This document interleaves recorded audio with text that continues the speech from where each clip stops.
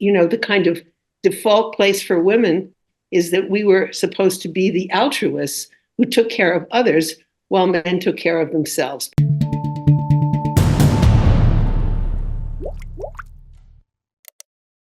Welcome to IAI's debate on loving oneself and loving others. What is the trouble with altruism? From charity givers to those who sacrifice themselves in war for others, we see altruism and selflessness as virtues to be applauded. Those who take no heed of their own interests are hardly praised in Western culture, but many point to a danger. Some studies show that altruism gone awry leads to tolerating abusive partners, eating disorders, and depression. And critics argue that some of history's most horrific episodes rose from appeals to altruistic tendencies. Forced sterilizations in the West were justified as better for all the world. Should we see unhampered altruism not only as futile, but as actively dangerous? Are these virtues merely a device to defend outcomes we think beneficial for ourselves and to exert power over others? Or is selflessness in fact vital, and would relegating it to secondary status only see more corruption and self-absorption in society? Joining our debate are three distinguished panelists with diverse views. Carol Gilligan is a professor of humanities and applied psychology at New York University. She is a feminist icon and the mind behind the revolutionary ethics of care, or care ethics. Her path-breaking book, In a Different Voice, in 1982, is the gender study classic that started a revolution. Katarzyna de Lazari-Radek is a professor of philosophy at the University of Lodz. She is well known for developing utilitarianism for the 21st century. Her book with Peter Singer, The Point of View of the Universe, is a major contribution to contemporary ethics. Our forthcoming book is The Philosophy of Pleasure. Richard Wrangham is research professor in the Department of Human Evolutionary Biology at Harvard University. He has produced seminal work on primate social behavior, including the evolution of human violence and warfare. His book, The Goodness Paradox, describes the strange relationship between virtue and violence in human evolution. Our opening question for everyone: should we see a disinterested and selfless concern for the well-being of others as the fundamental goal of morality? Each speaker has 3 minutes. We'll go alphabetically, and the first and last names, we get the same order. So, Carol, you're first. Oh, great. All right. I came to this probably in a way that you don't imagine, which is I was interviewing women right after Roe v. Wade who were pregnant and thinking about whether or not to have an abortion. And I noticed one of the things that was the women's use of the word selfish to describe anything that they wanted to do. If they wanted to have the baby, it was selfish. If they wanted to have the abortion, it was selfish. And what was good was to be, quote, selfless. That is, to do what other people wanted them to do or thought that they should do. And the revelation and the discovery of that particular study, which was conducted at a particular historical moment, that is right after the Supreme Court, the highest court in the land, said to women, you have a decisive voice, you have a legitimate voice, you have moral agency in making this decision, was the questioning of the morality of selflessness, which had always been traditionally seen as the epitome of feminine goodness. Because what I want to introduce into this discussion, it is deeply gendered. Even your examples were gendered at the beginning, domestic abuse and so forth and so on, where the good woman is to be selfless, as if she has basically no needs of her own, or as Virginia Woolf said, utterly unselfish without a mind of her own. And the criticism that some of the women in my study made about altruism was that rather than being the epitome of feminine goodness, that selflessness was morally problematic because it signified an abdication of voice and an evasion of responsibility and relationship. It was a decision to be absent rather than present, where it was necessary in order to be responsible, to be careful rather than careless, to be present. And so the whole questioning of the opposition of selfish and selfless, where one was good and one was bad, came out of that initial study, and it led me to be very suspicious of altruism. Thank you. Kasia. Thank you, Robert. So good to be with you all. So I represent a type of an ethical theory called utilitarianism, and the main precept of the theory says that we should make the world the best place we can. And that means for utilitarians to maximize well-being of others as much as we can. Most importantly, utilitarianism urges us to do it impartially. So that's about being disinterested, right? I strongly believe that the well-being of those capable of it is the fundamental goal of morality. Where I would make a small but important change, however, is the selflessness. Because utilitarianism believes that we should take our own interest into account as much as others.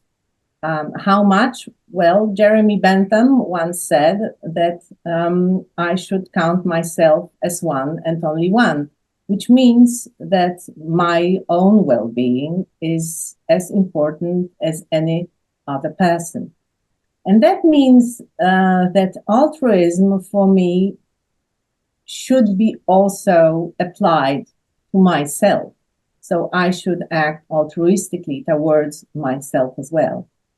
As for selflessness, that's something about intention in morality, because we usually believe that if I act selfless, that means that I take the well-being of another as my main goal and do not think of myself.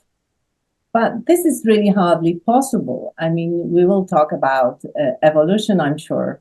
But of course, we are rewarded by our nature with pleasure for doing good to others. So it is hardly known whether I can not think of my interest while doing something good to others.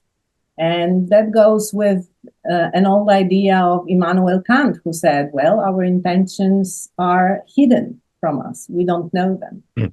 So a utilitarian would say consequences, not selflessness.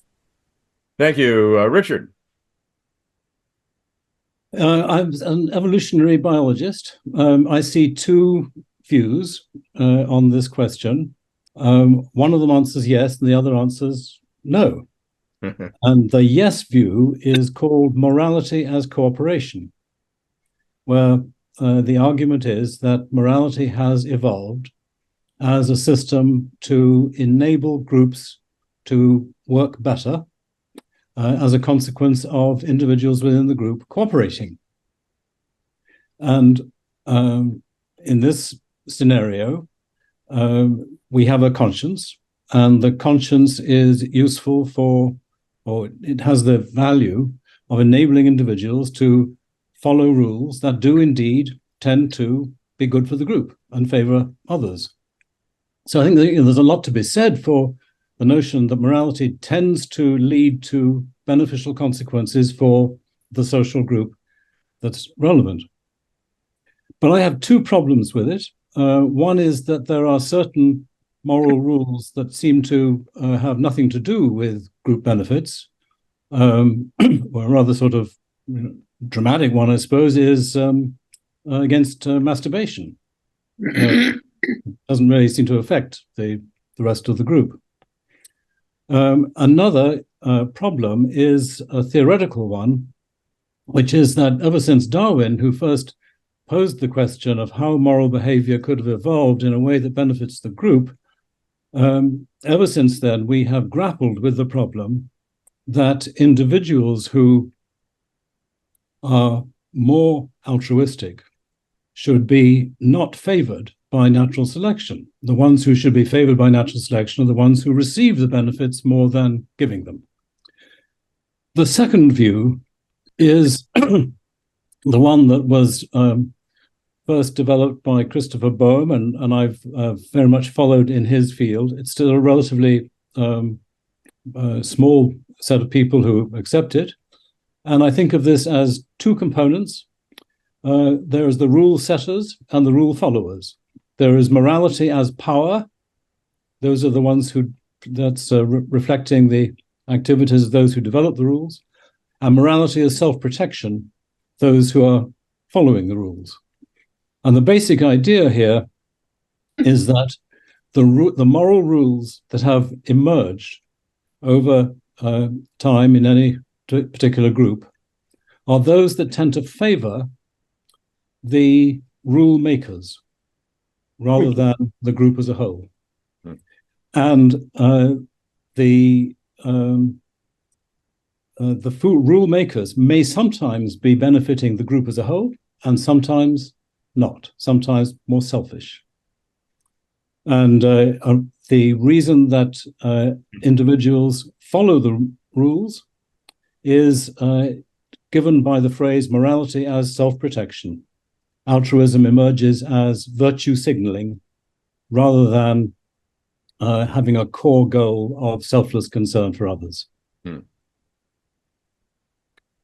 Thank you. Before we start the debate, let's have a very precise definition of what everyone thinks that altruism is as a potential subset of morality. We want to be very precise in distinguishing the terms. AI pioneer Marvin Minsky calls certain words suitcase words because you can stuff into it whatever you like to defend your own theory, toothbrushes as well as shirts. He uses the example of consciousness as an example. So is altruism a suitcase word that you can put into it whatever you need to defend your own theories? So everyone, a very short definition, reverse alphabetic order. Richard first. I think of altruism as in this context, let's say, I think of altruism as behavior that benefits other individuals at a cost to ego, to altruist, except in the case of altruism or behavior, beneficial behavior directed towards kin. And we'll call that nepotism. So altruism is other kinds of beneficent behavior than nepotism. Kasia. So I see altruism as counter to egoism, and it's an action towards the well-being of another. Whether I benefit or not, that's another question. But it's an action towards the other. Carol? Yeah, altruism to me is the opposite of egoism. It implies an either or, a binary, that one acts either to benefit others or to benefit oneself.